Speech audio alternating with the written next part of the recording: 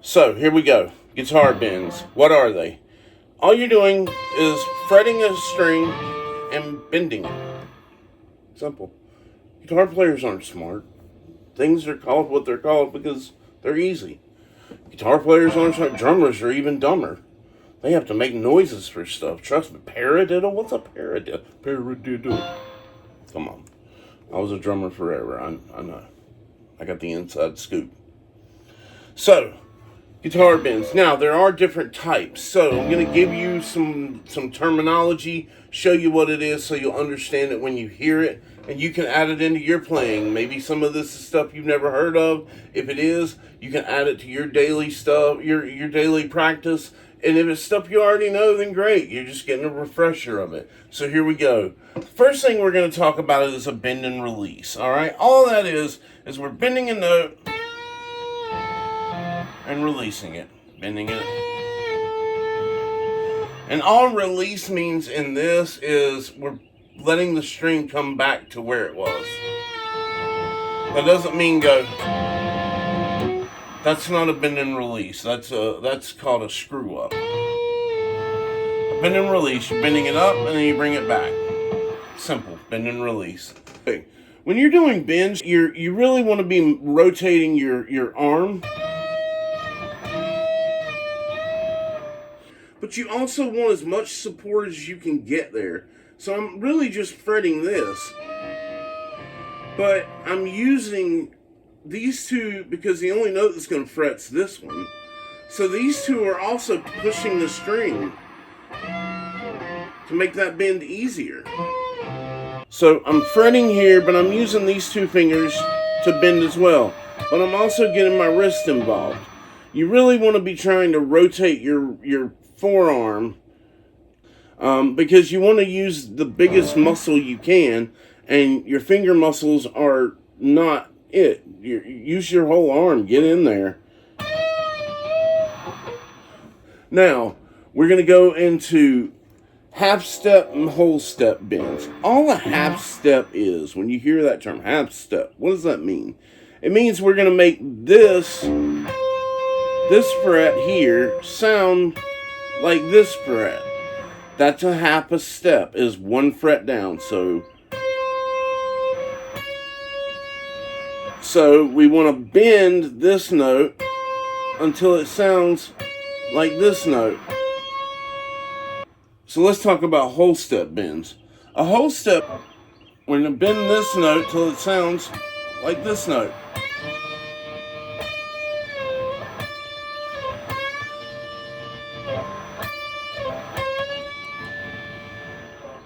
Right? And like I said in my tuner video, if you need to use your tuner to learn these types of things, go ahead. If you're a beginner or you have hearing damage like I do, these fine tones can get a little iffy. You've got a tuner, use it. Learn. I have a lot of muscle memory built in because I've worked with my tuner to learn these things. There's nothing wrong with it. Don't ever let anybody tell you, if you see in the comments, if you don't do blank, then you're not a guitar player. Number one, that's not the king of guitar players.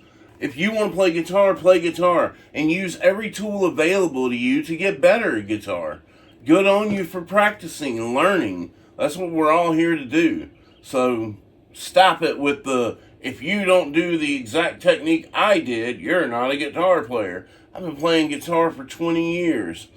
And after that long of a time and playing in bands and playing drums for years, I have hearing damage. I have to really work at things when it starts getting into that fine detail of matching notes up sometimes. So I don't want to hear I'm not a guitar player. The next thing we're going to talk about is a pre-bend. And a pre-bend is we're going to start with the string bent, already bent, and then we're going...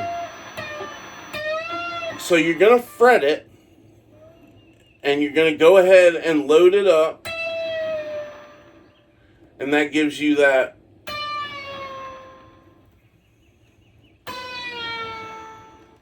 And that's all a pre-bend is we start with the string bent,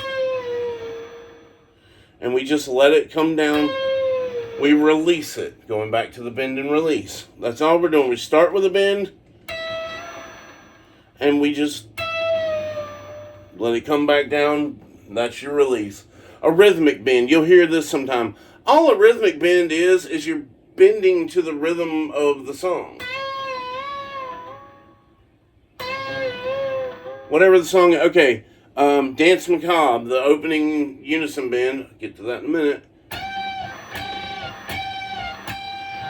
He's bending quarter notes. That's all a rhythmic bend is. Simple. You can do it. You do it all the time. You just don't know it. Now, the last one we're going to talk about is the unison bend. This is probably the hardest one. And it's not really hard. It's just, it takes some learning. And a unison bend is, we're going to start with a note. So we'll do the Dance Macabre thing, which is here. So we're on the E string, 17th fret. We're going to come down to the 20th fret on the B. And we're going to bend the B. We're going to bend this string. Okay, but we're not going to bend this string. And the reason why is we're going to try to bend this note up until it sounds like this note.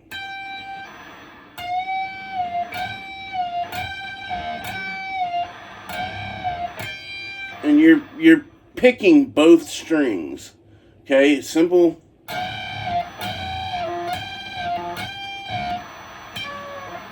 That's all a unison bend is you're trying to bend a note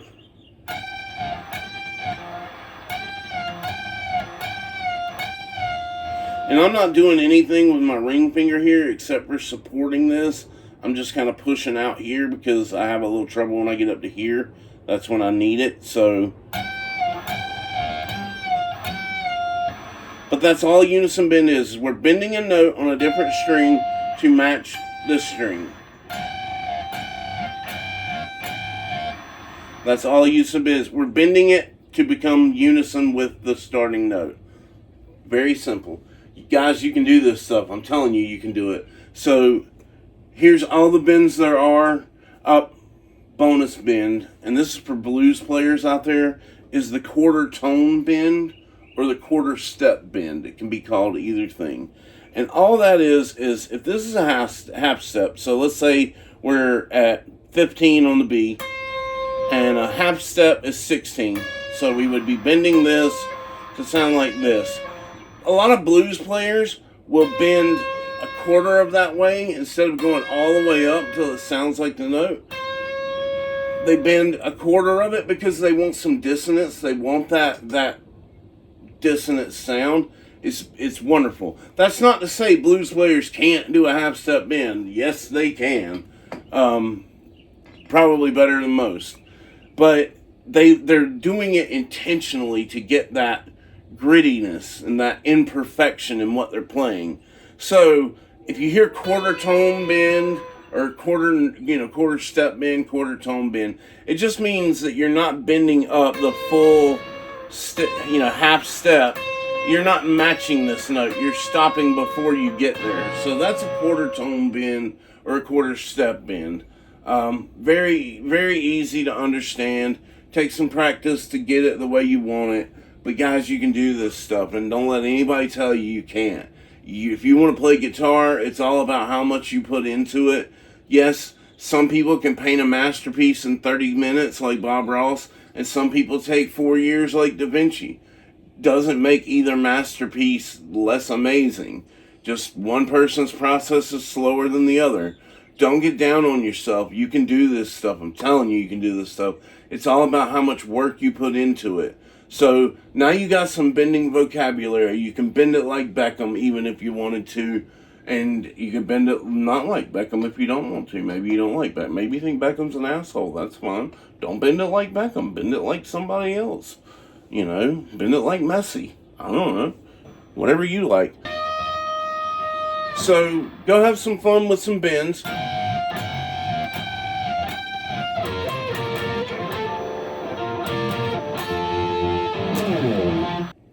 If you got anything out of this video, give us a like and subscribe. It truly, truly, truly helps.